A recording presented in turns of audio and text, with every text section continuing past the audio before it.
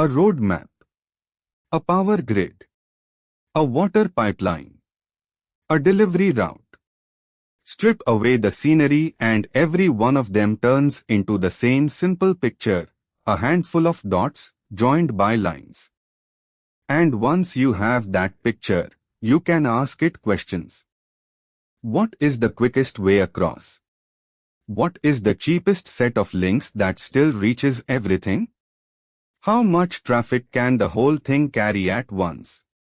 And when it clogs up, where exactly is the choke point? 4 very different questions. One picture. And as you will see at the end, one model underneath all 4. Let's build it up. Here is the vocabulary, and it is short. The dots are called nodes. The lines joining them are called arcs. If an arc can only be traveled one way, we call it directed. If it works in both directions, it is undirected. A sequence of arcs that walks you from one node to another is a path. A path that sneaks back to where it started is a cycle. Cycles matter more than they look, because a cycle always means there is a spare arc somewhere, one you could delete and still get everywhere. Now remove every spare arc, but keep the network in one piece. What is left is a tree, connected, and with no cycle anywhere. A tree that touches every single node is called a spanning tree. And a tree has a beautifully rigid size. On n nodes, a tree has exactly n-1 arcs. 5 nodes here, so 4 arcs, count them. Add even one more arc and you instantly close a cycle, and it stops being a tree. Give every arc a length, and ask the first question, what is the shortest way from node 1 to node 5? Your eye wants to guess. Let's do better than guessing. The method is due to Dijkstra, and it is pure bookkeeping. Every node carries a tentative distance from the start. The start gets 0. Everyone else gets infinity, because so far we know no way to reach them at all. Step 1. Take the unfinished node with the smallest tentative distance and freeze it. That distance is now final. From node 1, that costs nothing, so node 1 is done at 0. Step 2. Look along every arc leaving the frozen node and see whether it offers a shortcut. That is called relaxing an arc. Node 2 drops from infinity to 2. Node 3 drops to 4. Now repeat. The smallest unfinished label is node 2, so freeze it and relax its arcs. Going 1, 2, 3 costs to plus 1, 3, better than the 4 we had. And node 4 gets a first offer of 9. Node 3 is next, frozen at 3. Relaxing its arcs gives node 5 a label of 6 and improves node 4 from 9 to 8. Then node 5 freezes at 6. And notice what it does on the way out. The short arc from 5 to 4 cuts node 4 down again, from 8 to 7. Node 4 freezes last, at 7. One pass, and we got more than we asked for, the shortest distance from node 1 to every node. The route to node 5 runs 1, 2, 3, 5, with length to plus 1 plus 3. 6. One warning, and it is the exam favorite. Freezing the smallest label is only safe because no arc is negative. Any rival route runs through something further away, and adding non-negative arcs only makes it longer. Allow a negative arc, and you need Bellman and Ford instead. Same network, brand new question. Forget traveling between two places. Imagine you are laying cable, and every node is a building that must end up connected. Which arcs do you actually pay for? The answer can never contain a cycle, because a cycle means one arc you are paying for and do not need. So the answer is a spanning tree, and we want the cheapest one. That is the minimum spanning tree. The recipe is almost embarrassingly simple. Sort every arc from cheapest to dearest. Then walk down the list and take each arc, unless taking it would close a cycle. Stop when the tree is full. Two arcs tie for cheapest at length 1, 2, 3, and 4, 5. Take them both. Next is 1, 2 at length 2. It joins node 1 on, so take it. Next on the list is 3, 5 at 3. Right now the network is into separate pieces, and this arc is exactly the bridge between them. Take it. That is 4 arcs on 5 nodes. The tree is complete. And look at the next candidate, 1, 3 at length 4. Nodes 1 and 3 are already connected through node 2, so this arc would only build a loop. Reject it and everything below it too. Total length, 1 plus 1 plus 2 plus 3. 7. That is the cheapest possible way to keep all 5 nodes connected. Now, greedy algorithms usually get punished. Grabbing whatever looks best right now normally paints you into a corner later. Here it does not, and there is a clean reason why. Split the nodes into any 2 groups. Every spanning tree has to cross that split somewhere, and the cheapest crossing arc can always be used. Swap it in for a pricier one and the tree only gets cheaper. Greedy is just that idea applied over and over. Third question, and now the numbers on the arcs mean something completely different. They are not lengths anymore. They are capacities, the most that arc can carry per unit of time. Water enters at the source, S, and leaves at the sink, T. At every node between, what flows in flows straight back out, nothing pools, nothing leaks. How much can be pushed through at once?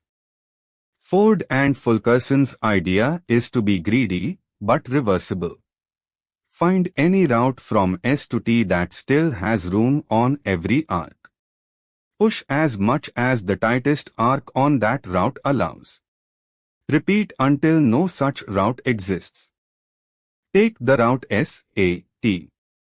Its arcs have room 4 and 1, so the tightest one, the bottleneck, is 1. Push 1 unit. The arc into T from A is now completely full. Try again. The route S, A, B, T has room 3, 3, and 4. Bottleneck 3, so push 3 units. Now the arc from S to A is carrying its full 4, and A to B is full as well. One more. The route S, B, T still has spare room, 2 on the first arc, 1 on the second. Bottleneck 1. Push it, and the total reaches 5. Now we are stuck, and being stuck is the answer. Both arcs arriving at T are completely saturated, so no route with spare room can reach the sink. 5 units is the maximum flow. One subtlety worth carrying with you. Every push forward also records the same amount as spare capacity backwards. That reverse arc is what lets a later path cancel an earlier choice and reroute. Without it, a bad start would trap you. Here is a completely different way to look at the same network, and it is the one that tells you what to fix. Draw a line that separates the source from the sink. That is called a cut. Put only the sink on one side. The arcs crossing into it are the 1 into T from A and the 4 into T from B. Capacity of this cut 5. Try another split. Put B and T together. Now 3 arcs cross it and they add up to 6. Or isolate the source. 2 arcs leave it, 4 plus 2, again 6. Every unit of flow has to cross every cut, so no flow can ever beat the smallest cut. 5 is a hard ceiling. And here is the beautiful part. That ceiling is always reached. The largest flow you can send equals the capacity of the smallest cut exactly every time. 5 and 5 in our case. Ford and Fulkerson prove it for free. When the method halts, the nodes still reachable from S form one side of a cut whose forward arcs are all full, so its capacity is exactly the flow you found. Practically, this tells you where to spend money. Widen an arc of the minimum cut and nothing improves. So far each question used one number per arc.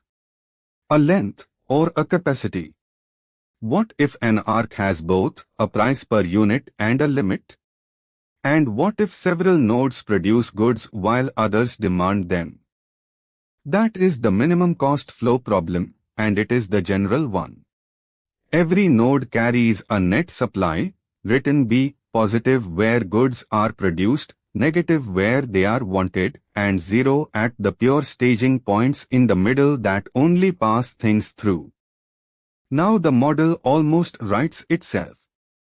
Minimize the total bill for each arc, the cost per unit times the units you send. Subject to 2 things.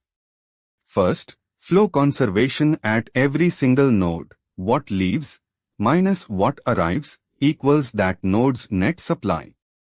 Second, no arc carries less than nothing or more than its capacity.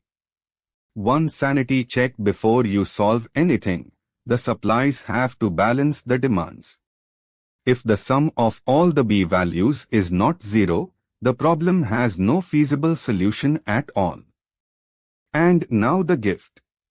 That constraint matrix is totally unimodular, the same property that made transportation and assignment so well behaved. Feed it whole numbers, and the ordinary linear program hands back whole numbers. You never ship half a truck. Ordinary simplex will solve it. But every basic solution here is literally a spanning tree, so a specialized version, the network simplex, pivots by swapping arcs in and out of that tree, and runs dramatically faster. Remember the promise from the very beginning. One model underneath all of it. Here it is. The transportation problem is min-cost flow where the source is supply, the destination's demand, and nothing sits in between. The assignment problem is that same thing again, with every supply and every demand set to exactly one worker, one job. Shortest path. Give the start a supply of 1 unit and the destination a demand of 1, with arc costs equal to the lengths. Routing that single unit as cheaply as possible forces it down the shortest path, and integrality keeps it on whole arcs. Even maximum flow fits.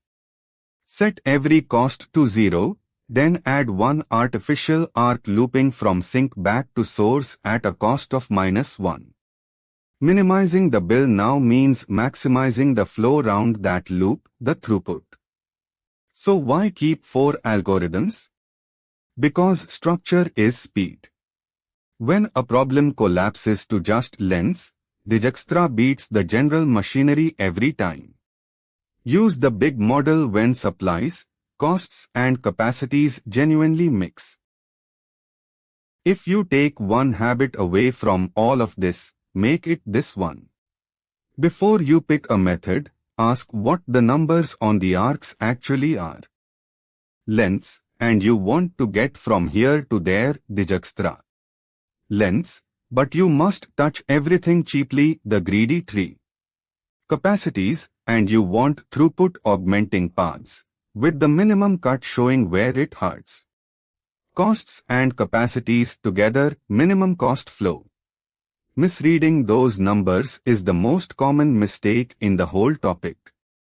Try one before you go. A courier network from S to T capacities, S to A, 5. S to B, 3. A to B, 2. A to T, 2. B to T, 5. Find the maximum flow and the minimum cut, and check they agree. Pause here if you want to work it out.